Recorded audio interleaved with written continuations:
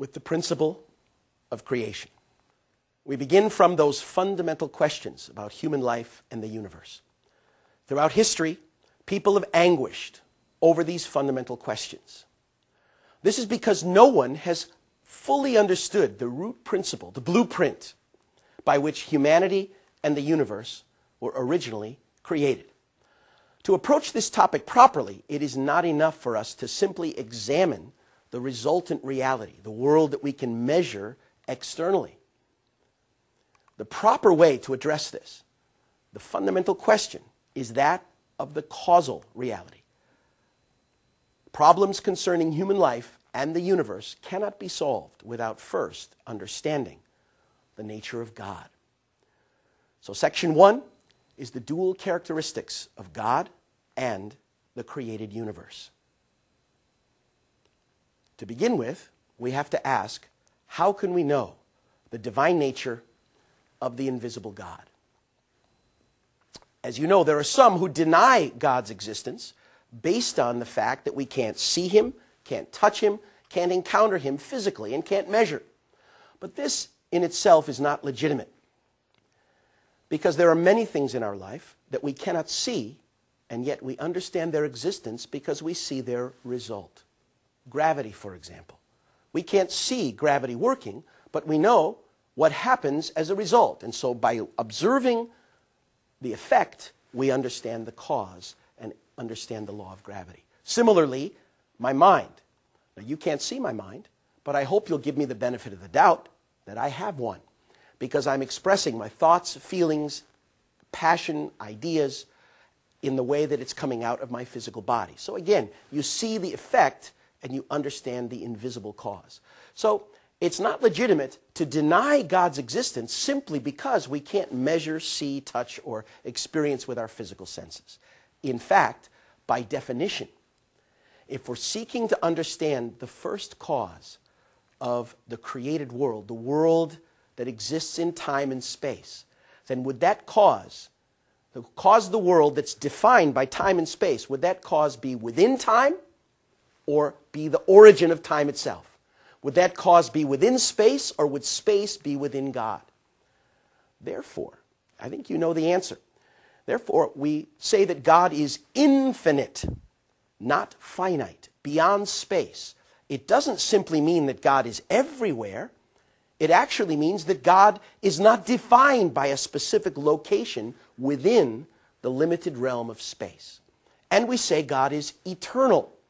That doesn't just mean that God is always here for all time, but beyond time, without being defined by a beginning point and an end point within the limited realm of time, which is a facet of the visible world. So how can we then know the divine nature of the invisible God? Well, one way to fathom God's deity is by observing the universe that he created. Just as we come to know the character of an artist through his works. Let's look more closely. So we can understand the nature of God by observing the diverse things of the creation. For example, in the plays of Shakespeare, we find a diversity of topics, but common themes that run throughout these plays. The struggle between men and women, the battle between good and evil, the imagery of light versus dark.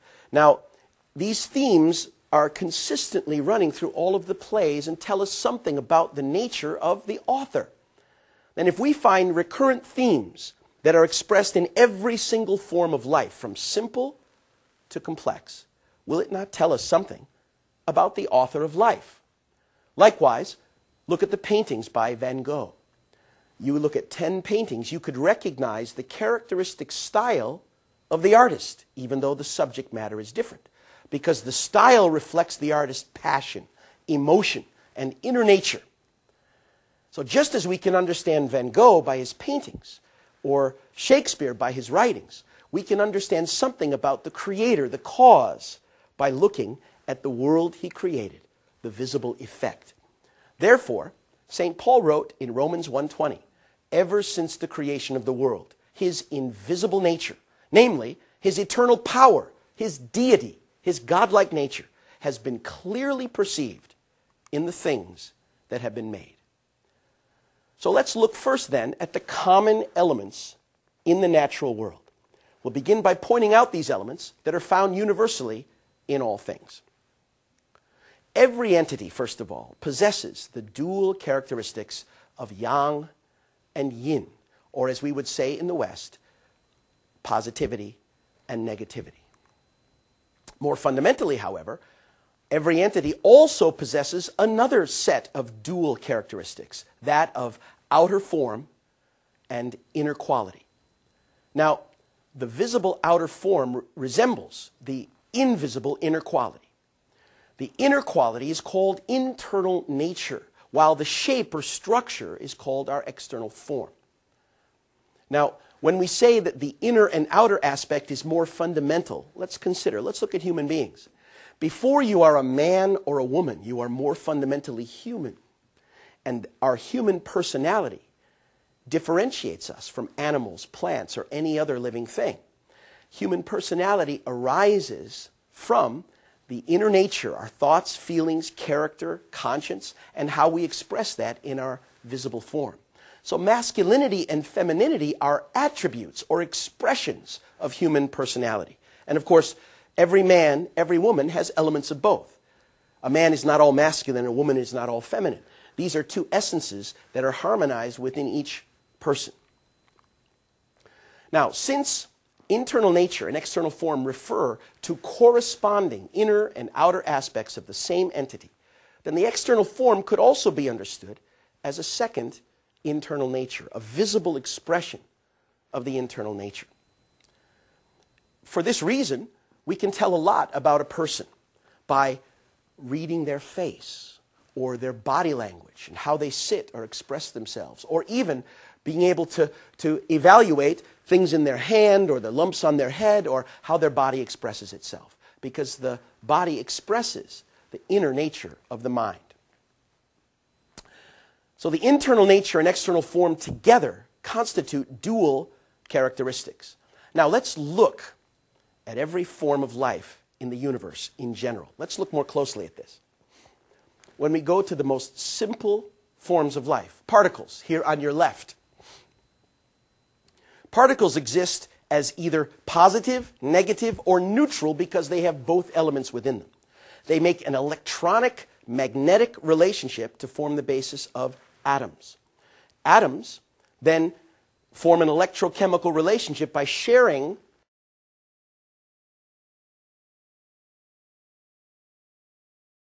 an electron with another atom to form the basis of molecules.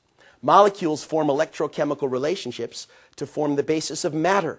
Matter arises, and we see in the plant kingdom the dual characteristics of stamen and pistil, or sporophyte, gametophyte. Coming up to animal life, we find that all animals express masculinity, male and female. Even animals that reproduce asexually have both aspects within one body. Even cells, which reproduce by splitting, dividing through mitosis. That process is initiated by the give and take relationship of positive and negative elements within the nucleus. And then we come, of course, to human beings who have masculine and feminine as the foundation of our existence and reproduction and life. So we can see in every form of life, from simple to complex, this expression of the dual characteristics of masculinity and femininity, or positivity and negativity. Two equally valuable, yet complementary aspects that allow for the existence and life of each being. Now, when we consider, again, from the other set of dual characteristics, character and form, when we look at energy in its most fundamental level, Einstein, in his theory of relativity, showed us that energy cannot be created or destroyed. It has always been here, but it can change its state, and energy is the basis of matter. However, energy doesn't act at random, out of chaos, but the development of life is the process of energy becoming more ordered, more directed, more organized, and developed. So energy seems to act according to a lawful and principled nature. There's some inherent directive aspect that governs how life develops in the universe. When we look at matter, which is composed of energy, once again, we see in the laws of chemistry and physics that each of the elements in the periodic table acts and reacts according to its unique nature. Now, when we see these atoms and molecules come together and forming higher forms of life, such as plants, plants act also according to a lawful directive element within them. For example, the roots will always grow toward the water. The leaves will always follow the sun. Yet we can't cut open a plant, pull out the law, and now the plant is going to be unclear and undirected. The plant's mind, or its lawful nature, is inherent within the nature of the plant. Likewise, animals. Let's consider closely. Likewise, animals are governed by their animal mind, which is primarily based upon instinct. And human beings have all of these elements. Human beings have all of these elements, and yet we also have a deeper aspect of our mind. We have self-awareness. We have a moral capacity to evaluate good and evil. We recognize the moral law and are conscious of our relationship with the larger universe. Our conscience is the basis of the human mind. So once again, from simple to complex, we see that there is a consistent pattern that every single entity exists with these two sets of dual characteristics. Now let's consider the relationship between God's internal nature and external form and God's original masculinity and femininity.